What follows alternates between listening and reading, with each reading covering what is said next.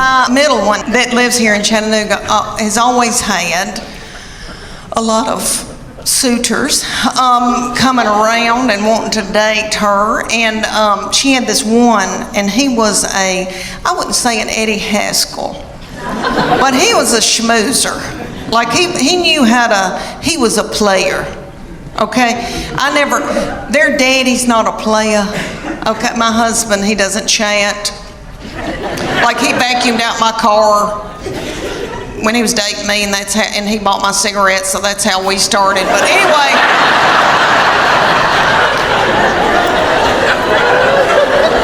it was the 80s. But anyway, the young people call it playa, you know, some fast-talking boy. She had this fast-talking boy coming around, and he would say to me things like, "Miss Morgan, you look beautiful today." And I was like,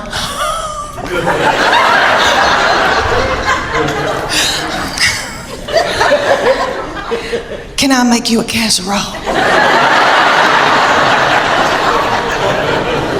Thank goodness they broke up, because I was exhausted. I was mopping the floor and blowing my hair out every day. And I don't do that. Let me tell you why I got played. I thought, why am I so tickled when somebody compliments me? It's because my love language is words of affirmation. Have y'all ever heard of that book, 5 Love Languages? It is wonderful, and it works. It's the real deal. My husband and I went on a Sunday school class retreat when our children were little, and we watched this little frail man talk about it, okay, and it was on Oprah, so you know it's real. But anyway, what it is there's 5 love languages, and you get the book, you read the book. Well, I don't read the book. But anyway, you take the test, and it tells you what your prominent love language is out of those 5, and it tells you what your partner's love language is. So then you can go home at night and feed your partner their love language, and they can feed you your love language, and then your love tank feels full. And if you don't do it, then your partner's liable to go to work, and they're at the water fountain, and some whore comes in.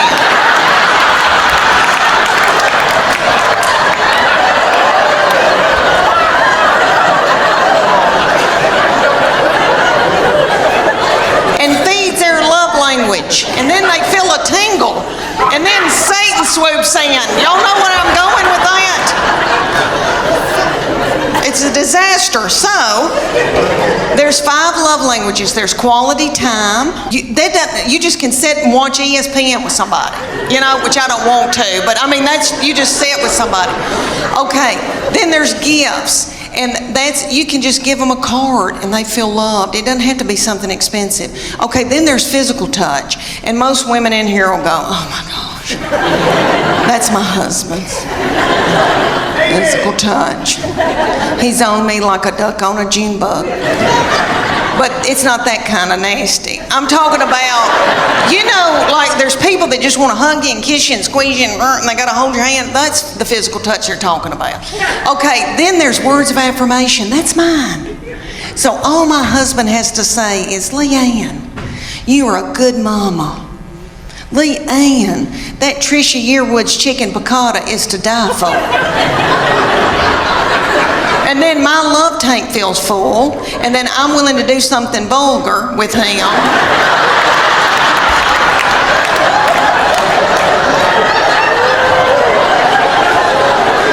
And then he gives me money to get my hair highlighted. So you see how it all works out. So his love language, the 5th one, is acts of service. So I have to go and build a set of shelves in the garage for him to feel loved.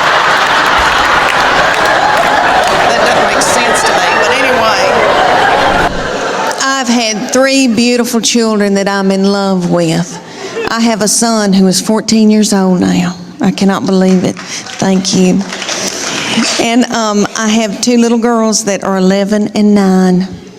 And my baby child is in 4th grade now. I cannot believe it.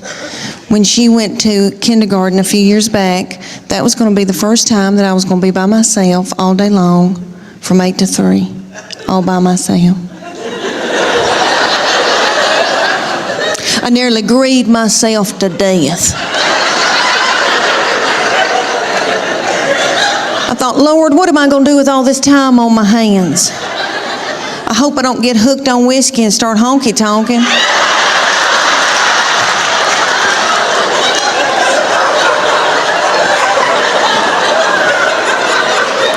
About 3 weeks into kindergarten, I was like, it's your birthday, Now I ain't gonna get a pap smear without somebody sitting on my head.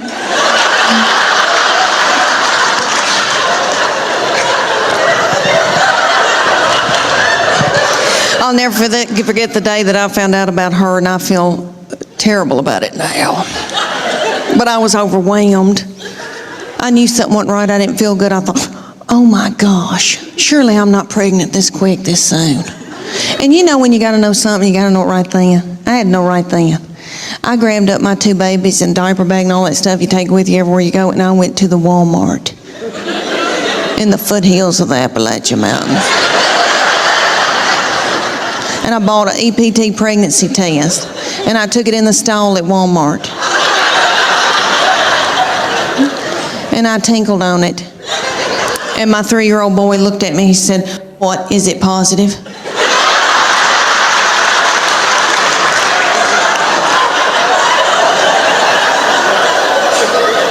And it was. So I drove home just as fast as I could, and I called my husband at work. And I said, "You're trying to kill me, aren't you? With a slow vaginal death. Is that what you're trying to?" "Well, you're not going to. You better get home right now, because I'm going to walk out in the woods and let the animals eat me."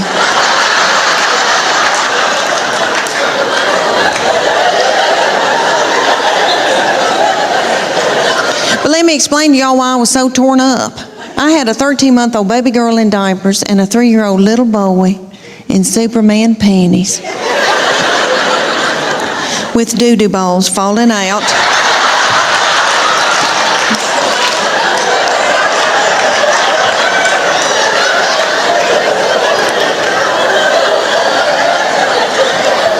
At the grocery store. I thought, oh my Lord, did anybody see that? I don't have anything in my purse to pick it up with. Is some little child gonna think it's a milk dud?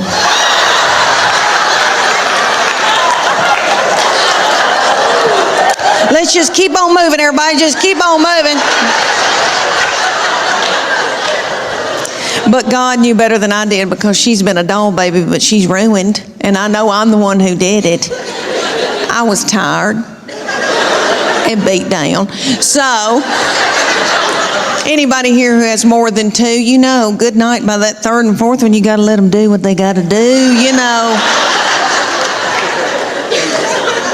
She still cries over anything. She cries because she knows she gets her way. I said, "What's she crying about?"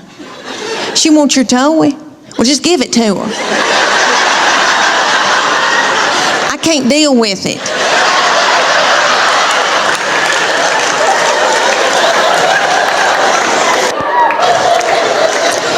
But she's a quirky little thing and fun. She is. She enjoys office work. And for Santa Claus this past Christmas, she wanted a filing cabinet. And that's what she wanted. And she likes, you know, big tape dispensers and all that kind of stuff. And in our house, she has offices set up all over our house. And she's always talked to herself. And we like to sneak and watch her, because she'll be doing office work. She has her little Barbie phone or cell phones and old cordless phones, and she'll be calling people up and chewing them out over the phone. She says, "Well, if you can't get this order in, I'm taking my business elsewhere." She says she wants to work for Geico when she gets older. For her 8th birthday, you know how mamas will call you and say, "What's she into? What can I get her?" And I said, "Well, she needs office supplies."